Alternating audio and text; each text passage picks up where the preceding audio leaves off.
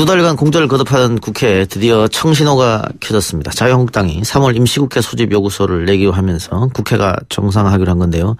하지만 여야 원내대표 회동에서 여러 쟁점에 대한 합의점을 찾지 못해 국회가 열리더라도 험로가 예상됩니다.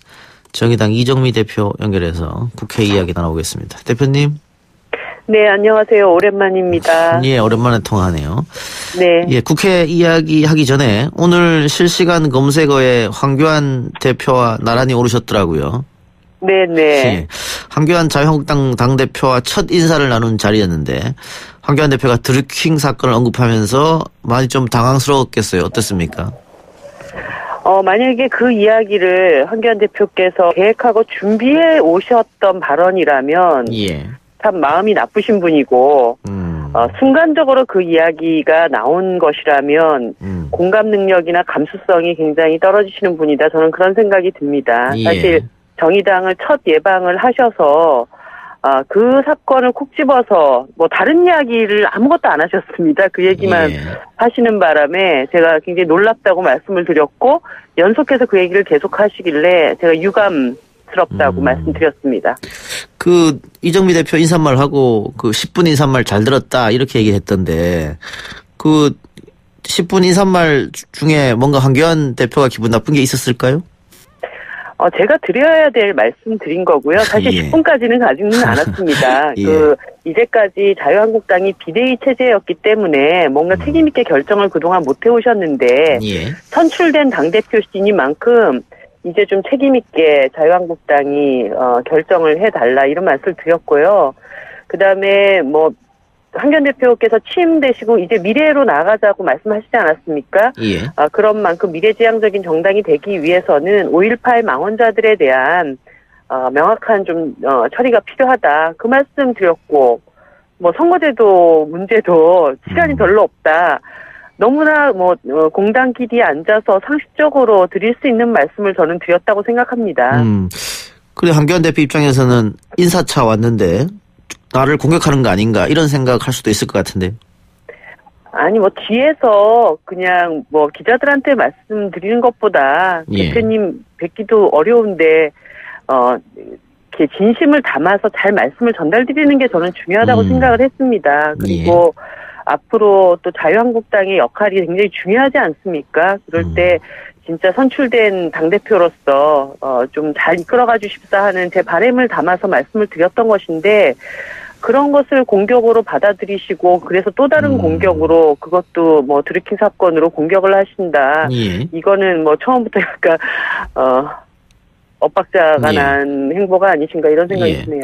어떤 언론에서도 역공을 펼쳤다 이렇게 기사가 났던데 정의당 입장에서는 다른 것도 아니고 그 드루킹 사건 이야기하면은 이게 많이 좀 대표님도 불편하셨을 것 같아요.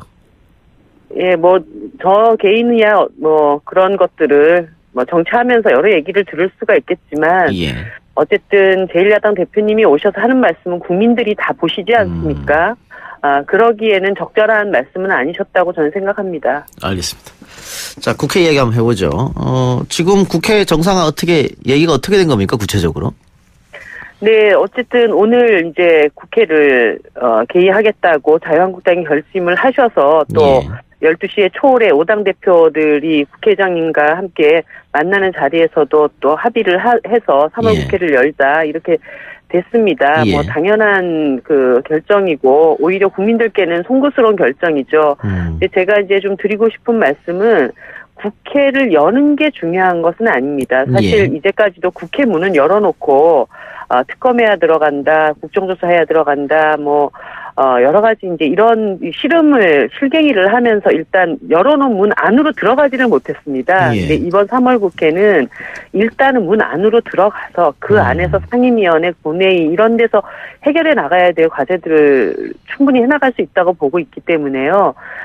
일단 국회를 열고 각 상임위원회가 좀 정상적으로 잘 가동될 수 있도록 그런 노력을 하는 것이 중요하다고 봅니다. 예. 방금 대표님 각 상임위가 제대로 열렸으면 좋겠다 그랬는데 지금 자유한국당 입장은 외교 안보 관련 상임위만 우선적으로 열겠다 이랬단 말이죠. 이러면 반쪽짜리 국회 아닙니까? 그러니까 이게 항상 그게 문제입니다. 그러니까 국회는 열어놓고 일단 우리는 국회 열었다라는 명분만 얘기를 하고 결국 국회의원들이 상임위원회에서 누적돼 있는 그 법안 처리하라고 매달 월급을 받는 예, 건데 예. 월급 받아놓고 다른 데서는 일 못하게 해봐놓고 이렇게 해가지고 어떻게 국민들 앞에 설 수가 있겠습니까? 모든 상임위원회마다 지금 할 일이 없어서 뭐 외통위만 일이 있어서 거기만 하려고 국회를 여는 게 아닌 이상은 모든 상임위 다 열어서 지금 뭐 수백 수천 건씩 쌓여있는 저 법안들 빨리 처리를 해야죠. 예. 지금 국회 20대 국회도 1년밖에 안 남았습니다. 이렇게 뭐 계속 빈손으로 갈 수는 없기 예. 때문에 네. 그러니까 지금도 뭐 자유한국당이 국회 보이콧을 비롯해서 지금 꽤 오랫동안 열리지 않았는데 네. 각 당이 우선적으로 처리하고자 하는 것들이 좀 다를 것 같습니다. 정의당은 어떤 과제가 가장 우선적으로 처리돼야 한다고 보십니까? 일단 20대 국회 지금 1년밖에 안 남은 상황에서요. 선거제 개혁을 3월 중순까지는 반드시 처리해야 된다는 입장입니다. 예. 그리고 촛불 이후에 지금 사법개혁 과제가 아직도 한 걸음도 못 나가고 있기 때문에 공수처 설치 이것은 반드시 같이 합의돼서 처리돼야 된다고 보고 있고요. 그리고 지금 뭐 위험의 외주와 이런 것으로 굉장히 많은 청년 노동자들이 사망하는 사건들이 이어지고 있었기 때문에 예. 소위 이제 비정규직 관련 법안들은 5당 그 당시 대선 후보들이 다 약속을 했던 것들입니다. 예. 그래서 이 부분들도 제대로 함께 그 처리해서 이제는 더 이상 그렇게 안타까운 죽음이 노동 현장에서 일어나지 않도록 하는 것 이런 정도는 지금 빨리 이번 3월 국회 안에서 처리를 했으면 합니다. 예. 방금 크게 세 가지 말씀하셨습니다. 선거제 개편, 공수처 설치, 비정규직 관련 법안. 그런데 네. 선거제 개편, 공수처 설치 이 문제는 지금 자유한국당이 계속 반대하고 있지 않습니까? 네네. 이 자유한국당이 계속해서 반대를 하면은 쉽게 되지 않을 것 같은데요. 오늘 제가 한교안 대표님께 예. 그 뭐 다른 당 대표님들도 말씀하셨지만 선거제도를 찬성하는지 반대하는지 할 건지 말 건지 반대하면 반대한다고 정확하게 말씀을 해 주십시오. 그리고 찬성한다면 어떤 안으로 하자는 건지를 얘기를 해 주십시오. 예. 요구를 드렸습니다. 뭐 예. 지난 작년 12월 15일 사인해놓고 나서 그 다음에 뭐 한마디 얘기가 없기 때문에 예. 시간 끌기만 하면서 결국 선거제도 개혁이 이 골든타임을 넘어서는 것이 아닌가 이런 생각이 듭니다. 그래서 3월 10일까지 자유한국당의 입장을 명확하게 밝혀달라. 그게 안 되면 공수처 설치법이랑 선거제도 개혁 국민들이 굉장히 시급하게 요구하는 이 두 가지 안을 패스트트랙으로 넣어서 자유한국당이 동의 안 하면 나머지 사당이라도 일을 하겠다 이런 입장을 저희들이 밝혔습니다. 예. 민주주의라고 하는 것은 뭐 소수의 의견을 배려해야 하지만 그 소수의 의견을 충분히 듣고 최종적으로는 결정을 해야 됩니다. 결정을 저렇게 끝까지 미루신다면 나머지 정당이라도 이것을 일단 일을 추진하면서 그 과정에서 자유한국당이 뭐 더 의견이 있으시다 그러면 또 중간에 얘기를 나눌 수는 있지만 협상을 해나갈 수는 있지만 아예 아무것도 못하는 판을 만들어서는 안 된다. 이것이 정의당의 입장이고 또 오늘 자유한국당을 뺀 나머지 정당들도 그런 의견에 동의한다라는 예. 의사를 확인을 했습니다. 그 정치공학적으로 자유한국당은 지금의 선거 제도를 가지고 가는 것이 유리하겠다 선거에서 이런 생각을 할 수도 있겠고요. 방금 말씀하신 것처럼 패스트트랙 논의를 한다 그랬는데 지금 법적으로 내년도 총선 지역구 선거구 획정 시간이 얼마 안 남았지 않습니까? 네. 어떻게 4월 15일까지 일단 그것이 확정이 돼야 되는데요. 예. 그게 안 된다고 하면은 시한을 넘겨서 또 갈 수밖에 없습니다. 그런데 이 시한을 무작정 넘길 수는 없고 예. 그래서 내년 총선을 정상적으로 치를 수 있는 마지노선이 예. 내년 2월 달이기 때문에 예. 3월 15일까지는 패스트트랙을 할 건지 말 건지를 결정을 해야 됩니다. 그래서 자유한국당에 뭐 진짜 하기 싫다. 우리는 지금이 좋다. 그러면 그런 입장이라도 정확하게 내시라는 겁니다. 그래서 지난 작년 12월 15일 날 나경원 원내대표가 대국민 앞에서 5당이 사인했는데 우리 그거 뒤집게 할 거다.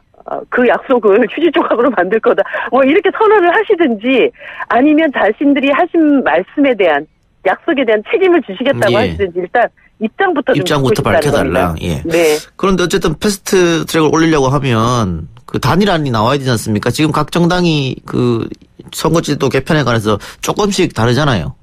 네네. 이거 어떻게 해결하실 겁니까? 일단은 자유한국당이 이번 주 10일까지 입장을 정하는 것이 하나의 과제가 있고요. 예. 입장을 내시는 것. 예. 그다음에 지금 그 나머지 4개 정당의 정개특위 간사분들하고 단일안을 어떻게 형성할 것인지 많은 얘기들이 지금 진행되고 있습니다.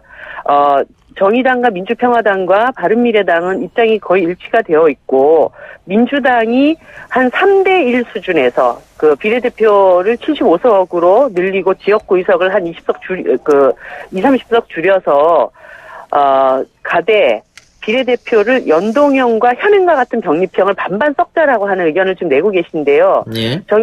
나머지 정당의 입장에서는 의석수를 늘리지 않고 한 3대1로 가더라도 연동형 비례대표제 이것을 확고하게 하자라고 하는 의견 이런 정도의 지금 접점이 있습니다. 그래서 10일까지 네 당이 머리 맞대고 어떻게든 저는 단일안을 만들어낼 수 있을 거라고 봅니다. 예.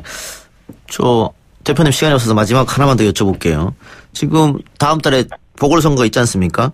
네네. 창원 성산 지역은 고 노회찬 의원의 지역구인데 정의당으로서는 꼭 지키고 싶을 장소라고 보여지는데요. 네. 그런데 지금 진보 진영에서 후보가 지금 많이 나온다 이래서 단일화를 하자 이런 얘기가 좀 있는 것 같은데. 네. 오늘 민주당에서 권민호 후보가 정의당과 민중당 3자 원샷 단일화를 제안했습니다. 어떻게 생각하십니까? 저희들은 이 선거를 시작할 때부터, 예. 촛불 부정세력 자유한국당과 1대1로 선거를 치러서, 예. 고 노회찬 정신도 부활시키고, 민주진보 진영의 승리를 가져와야 한다, 이런 얘기를 계속 해왔습니다. 예. 그래서 그 단일화에 대한 노력들을 여러 가지 경로를 통해서 진행해왔고, 먼저 그 민중당이 진보 진영끼리 먼저 단일화를 해야 된다고 강력하게 주장을 하셔서 그 부분에 주력을 해왔습니다. 그런데 결과적으로 어저께 민중당이 민주노총 총투표나 경선인단 이런 방식이 아니면 안 되겠다. 그래서 저희들은 창원 시민들의 여론조사를 통해서 단일화를 하자. 예. 정 그거를 받아들이기 힘들다면 민중당이 제안하는 민주노총 총투표도 우리가 한 50% 수용할 수 있다까지 양보를 했는데도 예.